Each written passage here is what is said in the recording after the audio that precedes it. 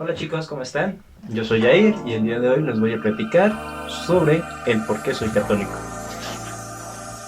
Toda tu juventud vivirás para aprender, te prepararás también, siempre lucharás,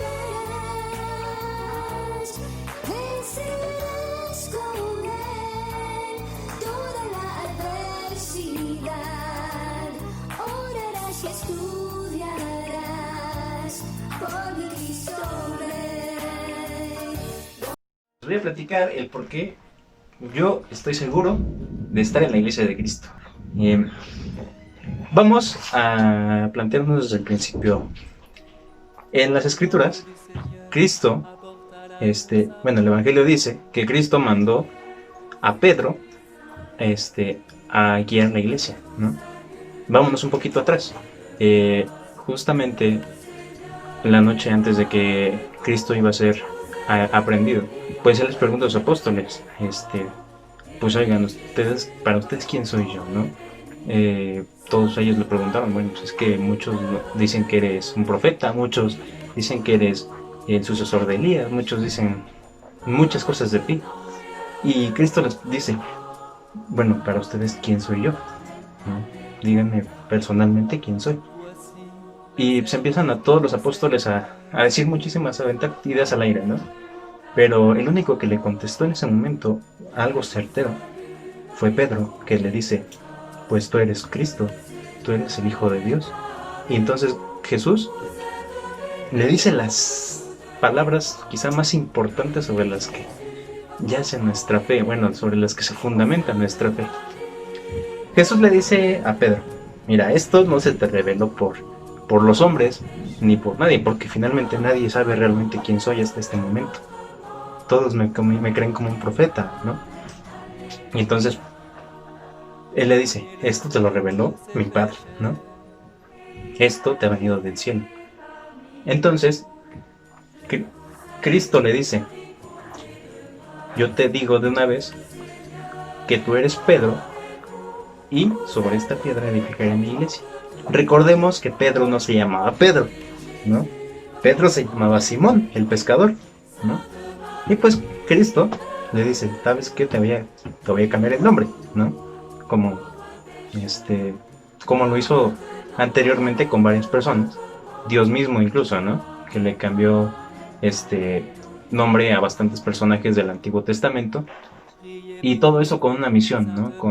No lo hizo en vano, ¿no? No es como de que Cristo dijera, pues mira, pues como no me gusta tu nombre, te voy a poner Pedro, que me gusta más. No, Pedro, o Petrus, pues significa roca, ¿no? Y así mismo le dice Jesús a Pedro, ¿sabes qué? Tú te vas a llamar roca, Pedro, piedra, y sobre esta piedra voy a edificar mi iglesia. Aquí parte el punto importantísimo de nuestra religión, de nuestra fe, de esta fe que tanto me alegro de profesar. ¿Cuál es la iglesia de Cristo? ¿No? No es esta incógnita que quizá por siglos ha estado presente. ¿Quién es la verdadera iglesia de Cristo? ¿No? Vamos a toparnos en la calle, en Facebook, en todas las redes sociales, en nuestra familia incluso, con personas que pues digan, es que la iglesia de Cristo somos todos nosotros y no necesitamos de una institución como la iglesia católica, que no, ¿no? La iglesia de Cristo es invisible porque solamente los miembros de la iglesia comparten, no, tienen muchas ideas, ¿no? Variadas, pero pues nadie te sabe dar una respuesta certera. ¿Por qué yo te lo afirmo? ¿Por qué te lo voy a afirmar? Vamos a tomar esto. La iglesia que funda Jesucristo tiene que cumplir ciertas características. ¿Ok? Cristo, primeramente, Cristo manda a construir una sola iglesia. No le dice a Pedro, voy a construir sobre ti mis iglesias. No le dijo a los apóstoles, ¿saben qué? Sobre ustedes voy a construir todas mis iglesias. Tampoco. No había dos Cristos. No había pues dos Mesías, para que dijéramos, no, pues va a ser la iglesia del Mesías 1 y la iglesia del Mesías 2. No, Cristo era una persona. Más adelante en la Biblia, Cristo mismo le repite a Pedro, ya cuando está, pues ya ha pasado toda la pasión, y Cristo pues resucitado le dice a Pedro, recordemos el pasaje de cuando le pregunta Jesús a Pedro, ¿me amas? Y se lo pregunta 3 veces, ¿no? Pero nos olvidamos de lo que hay en medio de esas frases, ¿no? De que le dice Pedro, ¿me amas? Y Pedro le contesta, sí Señor, yo te amo. Y entonces Cristo le contesta, apacienta mis ovejas. ¿Qué le quiere decir a Pedro? Sabes que tu misión empieza aquí. Tu misión va a ser continuar esto. ¿Por qué? Porque no puedo quedarme aquí, venir y pasar todo lo que he pasado en vano, ¿no? Yo te encomiendo la misión porque yo tengo que volver a mi padre, ¿no? Yo te encomiendo esta misión porque pues alguien tiene que continuarlo, ¿no? Y yo los he elegido a ustedes para que profesen lo que los vengo a decir, para que predican a todo el mundo lo que yo les he venido a decir, ¿no? Entonces, en esos momentos nace la iglesia, empieza a nacer la iglesia, ¿no? ¿Qué características debe tener la iglesia entonces? Primero, debe tener por lo menos 2000 años. ¿Qué más? Pues debe ser una, como les he dicho. La iglesia es una porque solamente había un Cristo, un Mesías, ¿no? Y pues Cristo nos viene a profesar la unidad, ¿no? Entonces, ¿qué más? Pues la iglesia, por consecuencia, viene a ser santa, ¿no? ¿Por qué? Porque Cristo, pues es quien la funda y Cristo es el santo por excelencia, ¿no? Entonces, por esa razón, la iglesia de Cristo tiene que ser santa. Bueno, ahora vamos a considerar entonces los atributos de la iglesia, nuestros fundamentos de nuestra iglesia, nuestros atributos. Nuestra iglesia es una, santa, católica y apostólica. Vamos a profundizar un poco en estos cuatro aspectos que he tomado, ¿no? Lo dice el mismo credo, ¿no? Cuando ustedes profesan el credo, hay una parte en la que decimos, creo en la iglesia que es una santa, católica y apostólica, ¿no?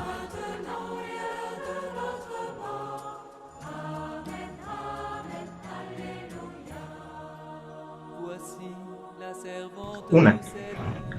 La palabra una es más que una palabra este, o una palabra de 3 letras, ¿no? Vamos a tomar el número uno, ¿no? La unidad.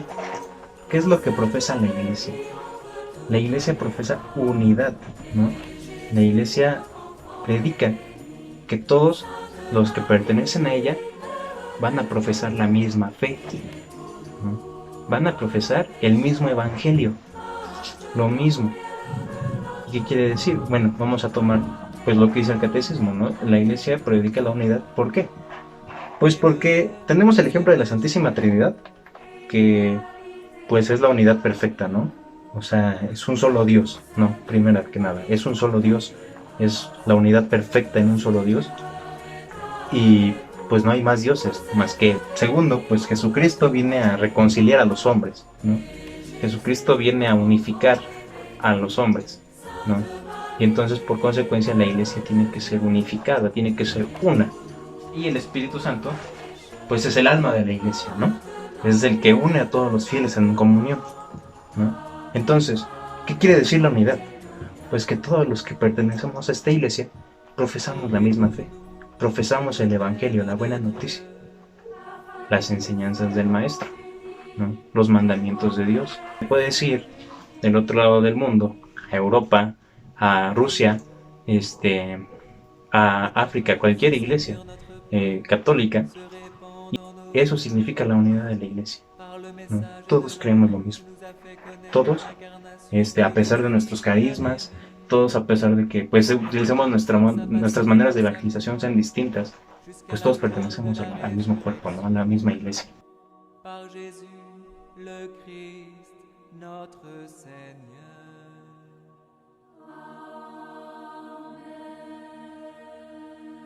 vamos a pasar al siguiente punto. La iglesia es santa, ¿no? Te vas a encontrar por la calle muchas personas como esta. Pero ¿por qué me dices que la iglesia es santa si todas las personas que están ahí son unos hipócritas? ¿Por qué dices que tu iglesia es santa si, pues, tus sacerdotes, hay sacerdotes violadores? Y no puede ser santa una iglesia porque la iglesia de Cristo debe ser santa y todos deben ser perfectos. Lamentablemente, en la iglesia no hay gente santa. La iglesia es santa por su misión, porque su misión es santificadora. Es santa porque su fuente de santidad emana de Jesucristo. Cristo es la fuente de santidad de la iglesia. La iglesia no es un asilo, una guarida de santos, ¿no? No estamos aquí siendo perfectos. La iglesia está llena de pecadores. La iglesia es un hospital para los pecadores. Estamos aquí no para jactarnos de santos, para decirnos que somos perfectos. Estamos aquí para reconocernos pecadores, para aceptar que necesitamos de la ayuda de Dios, ¿no? Para liberarnos de ese pecado. Estamos aquí perfeccionándonos poco a poco, ¿no? Somos enfermos y pues estamos tratando de rehabilitarnos, ¿no? Como terrenalmente se dice. Estamos santificándonos dentro de la iglesia, ¿no? Queremos hacer las cosas bien, ¿no? Nadie va a ser perfecto y no vamos a encontrar gente perfecta dentro de la iglesia. Cristo no eligió a gente perfecta, ¿no? Cristo eligió para hacer para sus apóstoles a Judas, personas como Judas. Tenemos ese ejemplo de que no Cristo no quiere personas perfectas, no busca personas perfectas para su misión, ¿no? Pues tenemos a Pedro, el testarudo, ¿no? A Mateo, ¿no? Tenemos a los apóstoles, todos son ejemplos de personas que están en pecado, ¿no? Y que necesitan de Cristo. Cristo los llamó a ellos, pues sabiendo lo que eran, ¿no? Así nosotros, ¿no? Nuestra misión, pues es santificadora, pero nosotros no somos los santos. Por esa razón es que la iglesia es santa.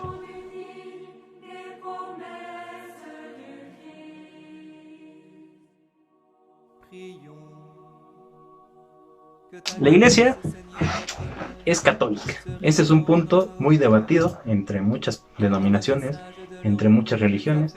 Oye, pero la iglesia católica no aparece en ningún momento en la Biblia, ¿y por qué ustedes le dan el nombre de la iglesia de Cristo? Esta pregunta es sencilla de responder. Primer punto, la iglesia no se llama católica. La iglesia es católica.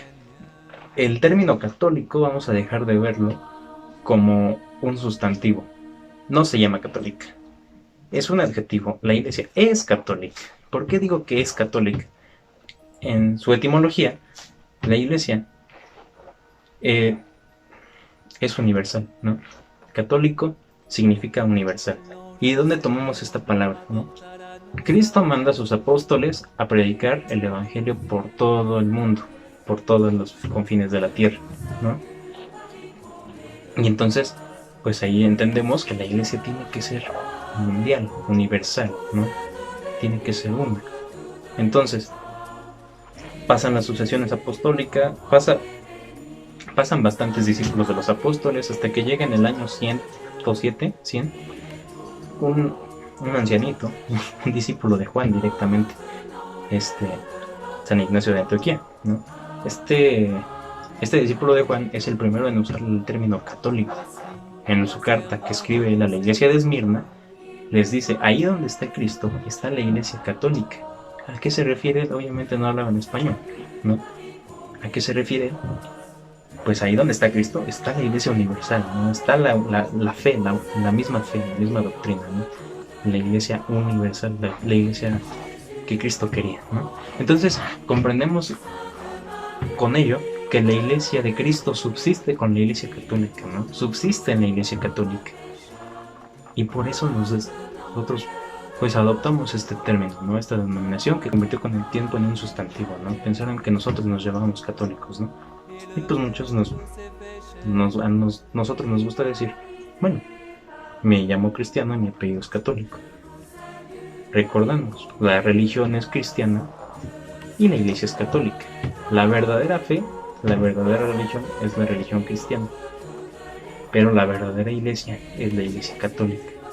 El cuerpo verdadero de la iglesia es la iglesia católica.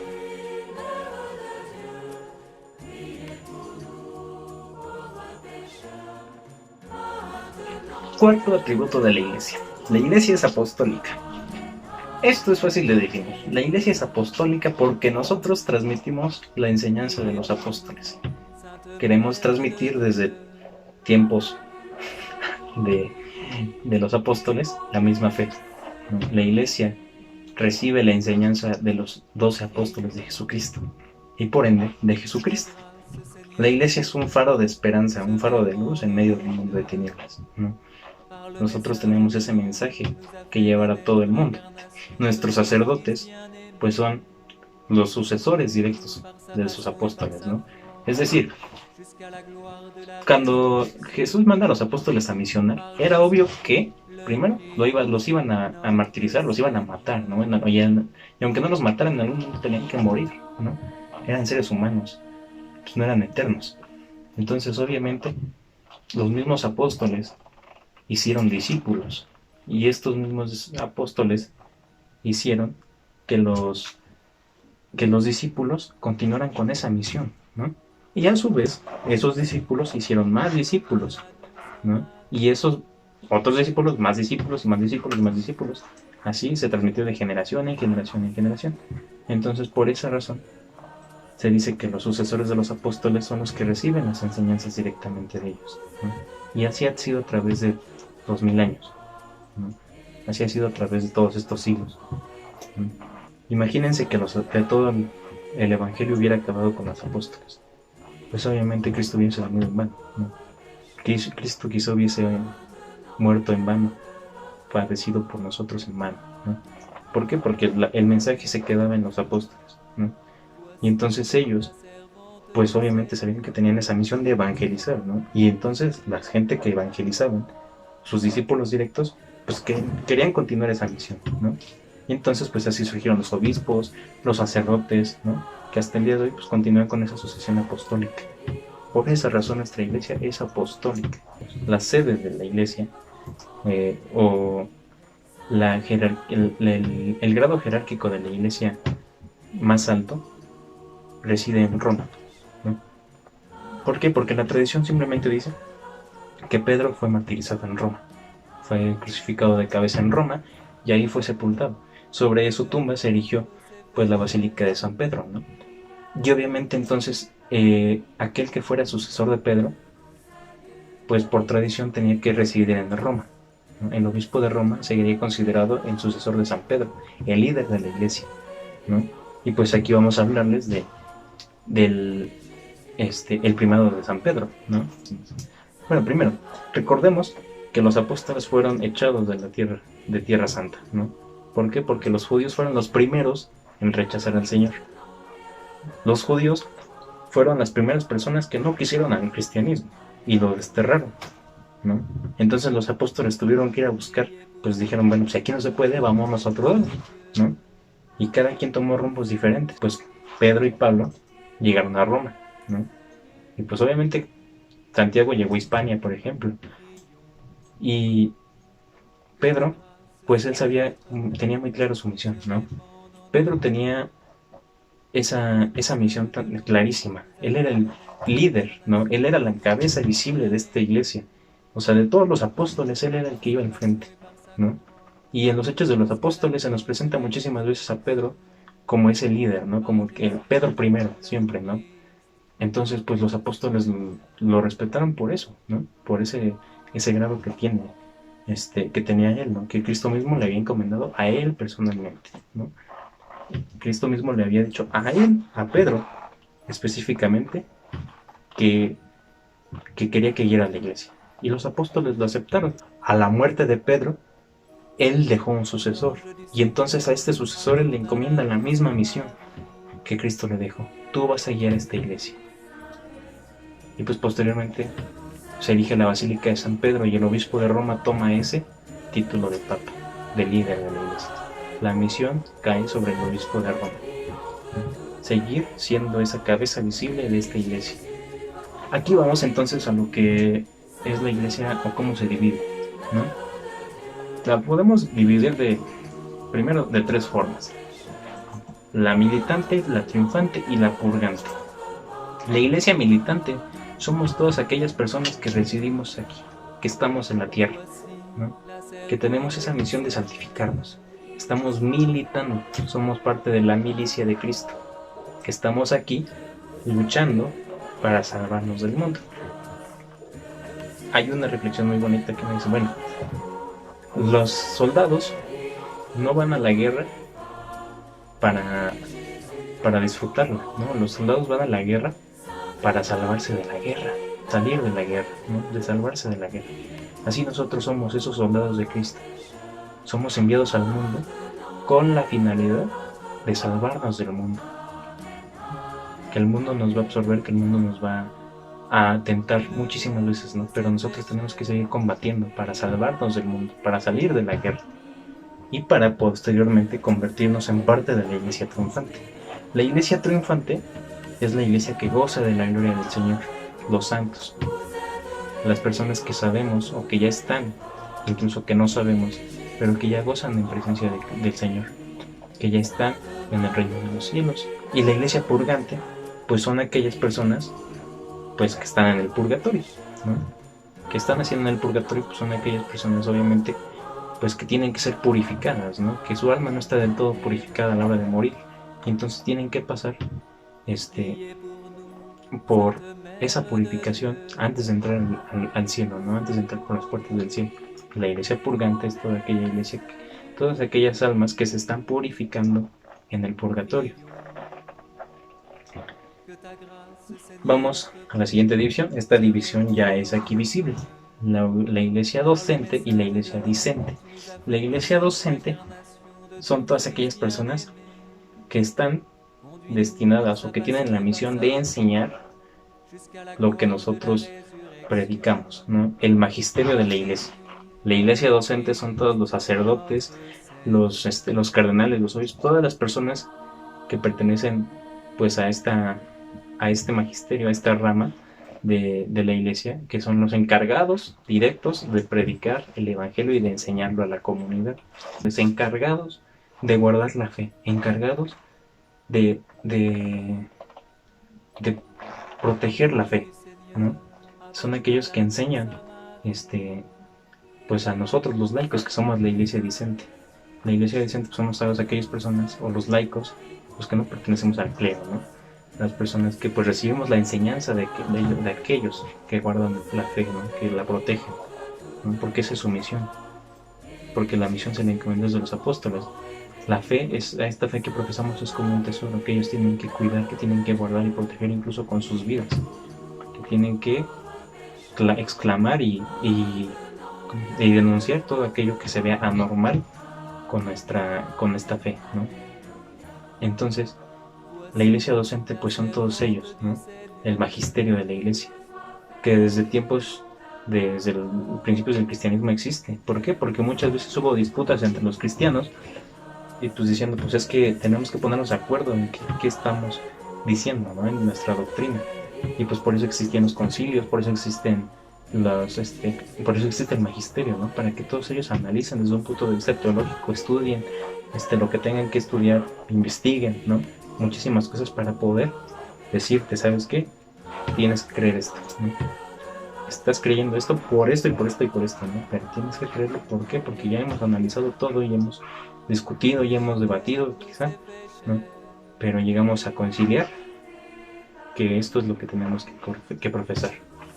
La iglesia discente, pues somos todas aquellas personas que pertenecemos a la comunidad laica de la iglesia, que tenemos la misión de recibir, la misión recibida de los sacerdotes directamente, quizá, de nuestros padres en la fe, ¿no? Y tenemos la misión de predicarla a cuantas más personas podamos, ¿no? De conservarla igual, pero de militar en esta iglesia, ¿no? De misionar, de tratar de llevar el evangelio a cuantas más personas podamos, ¿no? Que anhelamos en algún momento llegar a ser santos o a ser héroes. Y pues hasta aquí el porqué de yo soy católico, ¿no? El porqué estoy convencidísimo de que somos la Iglesia de Cristo, ¿no?